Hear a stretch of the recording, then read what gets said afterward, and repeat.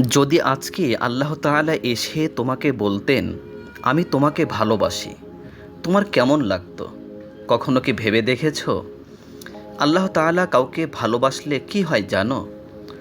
তার জন্য জিবরাইল আলাইহিস সালামকে আদেশ করেন, তাকে তুমি ভালোবাসো।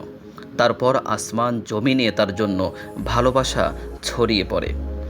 হাদিস শরীফে এসেছে, যখন আল্লাহ তাআলা কোনো বান্দাকে ভালোবাসেন, তখন তিনি বলেন, হে জিবরাইল, আমি অমুক বান্দাকে ভালোবাসি, তুমিও তাকে ভালোবাসো।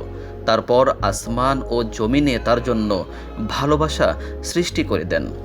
হাদিস শরীফটি বুখারী শরীফে এসেছে।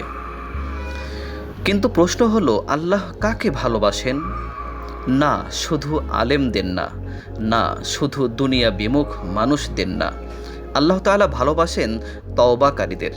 আল্লাহ তাআলা ভালোবাসেন তাহারাত বা পবিত্রতা বজায় রাখা মানুষদের, সবরকারী ও তাওয়াক্কুলকারী বান্দাদের। মহান আল্লাহ তাআলা বলেন, নিশ্চয়ই আল্লাহ তওবাকারী ও নিজেকে পবিত্র রাখা মানুষদের ভালোবাসেন।